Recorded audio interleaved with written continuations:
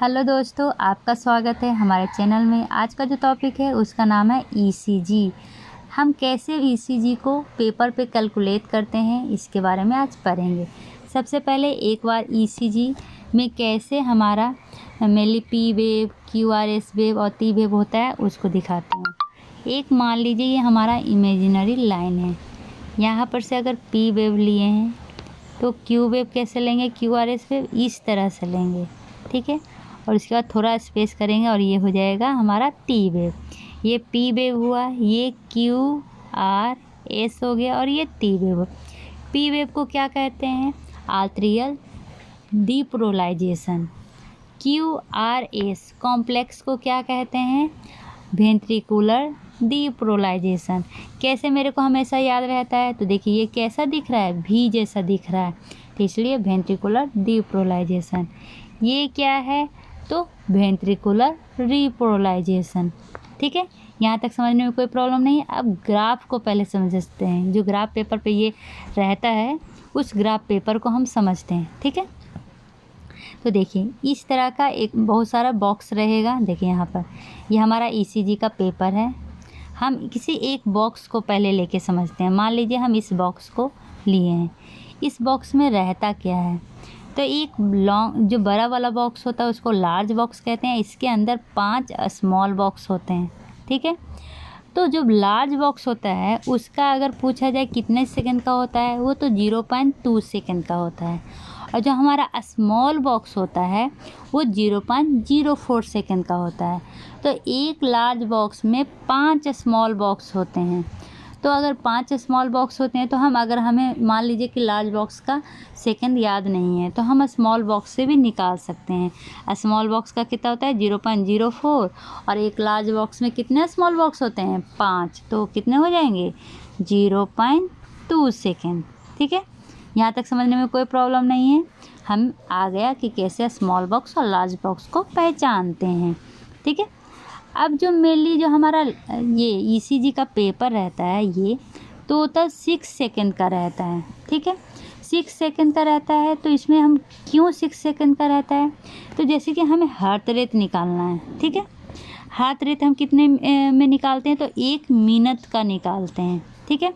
तो हमें heart rate निकालना है और 6 सेकंड का दिया हुआ है। तो अगर 10 से मल्टीप्लाई कर देंगे तो 60 सेकंड आ जाएगा ना। तो ये 6 सेकंड में मेनली क्या आता है, कितना आर से आर के बीच में डिस्टेंस है। अब आर से आर कहने का क्या मतलब है, देखिए ये है आर, ये है आर, इन दोनों के बीच में ये आर है, ये आर है, ये आर है।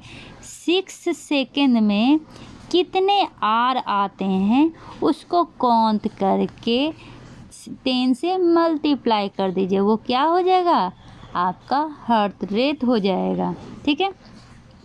देखते हैं कैसे निकाला जाता है। तो सबसे पहले हम क्या सीखेंगे, कैसे हार्ट रेट को कैलकुलेट करते हैं। ये जो हमारा ईसीजी है रेगुलर है या इरेगुलर है, पी वेव नॉर्मल है या एबनॉर्मल है, पीआर इंटरवल डिटरमाइन करना सीखेंगे और क्यूआरएस ड्यूरेशन, ठीक है। सबसे पहले हार्ट रेट अभी बताया क्या होता है, 6 सेकंड का हमारा ईसीजी होता है। उसमें हम क्या काउंट करेंगे, आर काउंट करेंगे, टोटल कितने आर है और उसको 10 से मल्टीप्लाई कर देंगे तो हमारा हार्ट रेट निकलेगा। देखिए इसमें कितने आर है, 1 2 3 4 5 6 7 8 9, मतलब कि हार्ट रेट कितना हो जाएगा 9 × 10, मतलब कि 90। देखिए वही होगा 90 बीट्स पर मिनट। निकल गया, हार्ट रेट निकालने में कोई प्रॉब्लम नहीं है। अब चलिए रिदम रेगुलर है कि इरेगुलर है चेक करते हैं।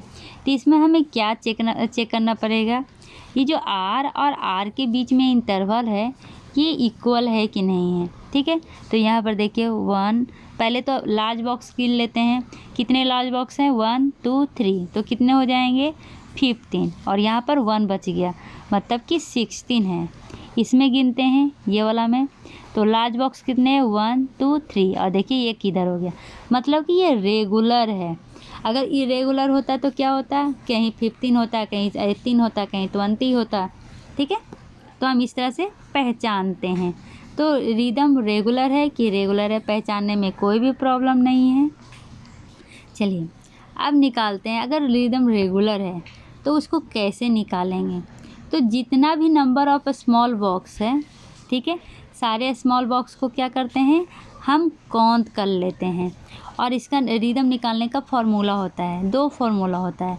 एक तो 1500 divide by number of small box between R and R, और अगर लार्ज बॉक्स का देखना है तो 300 divided by number of large box between R and R. ठीक है, अब इसको हम निकाल के देखते हैं।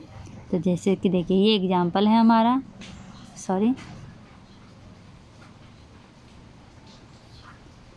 यहाँ पर एग्जाम्पल दिया हुआ है। देखिए ये हमारा एग्जाम्पल है। अब मेरे को इसमें रिदम निकालना है। तो अगर मान लीजिए कि इस आर और इस आर के बीच में अगर हम काउंट करें कितने स्मॉल बॉक्स हैं, तो पहले तो लार्ज बॉक्स देख लेते हैं। 1 2 3 4, तो 20 और इधर 3 है, तो हो जाएंगे 23 स्मॉल बॉक्स। तो 1500 में 23 को डिवाइड कर दीजिए तो आपका रिदम निकल जाएगा। और सिर्फ अगर लार्ज बॉक्स देखना है तो लार्ज बॉक्स तो काउंट करना बहुत ही ईजी होता है, लेकिन उसमें थोड़ा प्रॉब्लम होता है क्योंकि ये छोटे छोटे स्मॉल बॉक्स रह जाते हैं, इसलिए स्मॉल बॉक्स से बनाने में ही अच्छा है।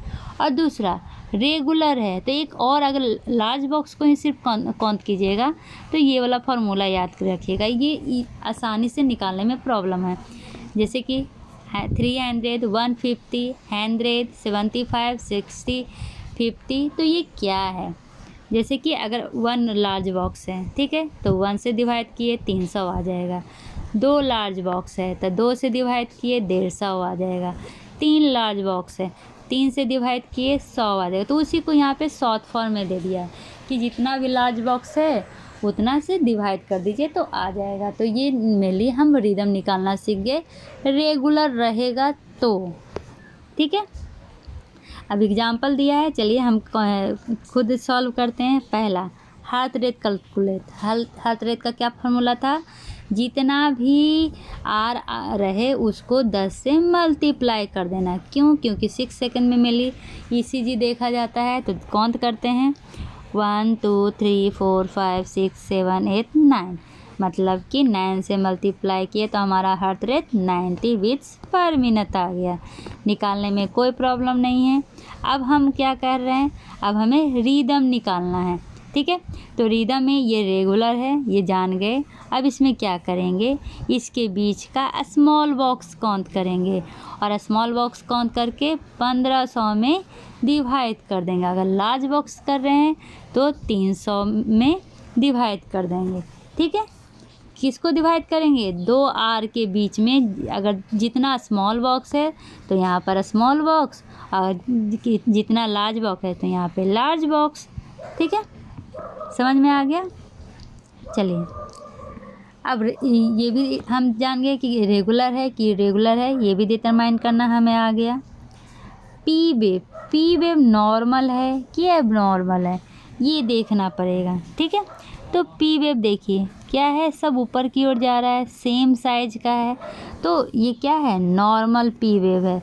अगर इस तरह का पी वेव रहता तो क्या हो जाता है? एबनॉर्मल हो जाता। लेकिन इसी का साइज मान लीजिए इस तरह होता या होता ही नहीं, तो ये सब एबनॉर्मल में होगा। लेकिन यहाँ पर क्या है? नॉर्मल है। ठीक है, समझने में कोई प्रॉब्लम नहीं है। अब पी आर इंटरवल क्या होता है?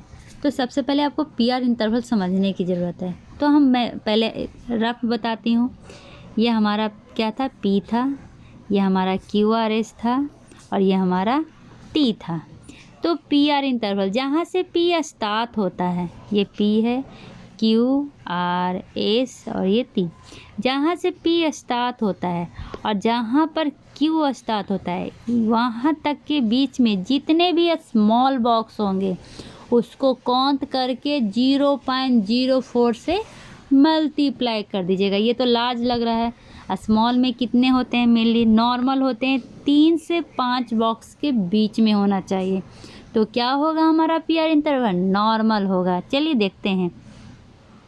मान लीजिए ये वाला कंफ्यूज हो गया है, हम ये इसको लेते हैं तो यहाँ से स्टार्ट हुआ है, यहाँ पर इंड हुआ है, तो कितना है 1 2 3 PR इंटरवल है, मतलब कि 0.12। कैसे 0.12? तो 0.04 को 3 से मल्टीप्लाई कर दिए तो हमारा ये नॉर्मल में आ रहा है पी वेव या PR इंटरवल। ठीक है, देखें क्या कहते हैं। अब QRS ड्यूरेशन लॉन्ग, पहले रफ देख लेते हैं। ये हमारा P था, ये हमारा QRS था, तो हम इसमें QRS का साइज देखते हैं। ठीक है, देखिए ये हमारा QRS है, तो कितना बॉक्स हो गया, यहाँ पर 1 बॉक्स और यहाँ पर 2 बॉक्स।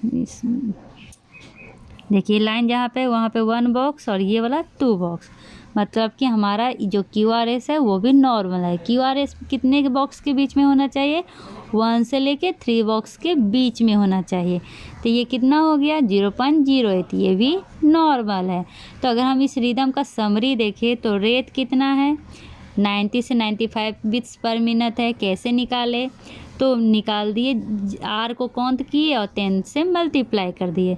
रेगुलर है कि इरेगुलर है, रेगुलर था क्योंकि R के बीच का इंटरवल सेम है। पी वेव नॉर्मल है या एबनॉर्मल है, देखिए नॉर्मल है सारे में, तो हमारा पी वेव नॉर्मल है। PR इंटरवल कितना है, तो हमने देखा था मेनली PR में कितने बस स्मॉल बॉक्सेस आ रहे थे, 3 आ रहे थे, तो 3 को 0.04 से मल्टीप्लाई कर दिए तो 0.12 सेकेंड आ गया। चलिए ये भी आ गया।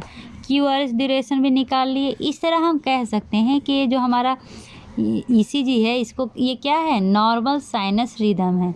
ठीक है, अब अगले वीडियो में हम आपको क्या पढ़ाएंगे, तो कि कैसे एनालाइज किया जाता है रिदम को, नॉर्मल एबनॉर्मल सारे को लेके। तब तक के लिए bye bye, take care, see you.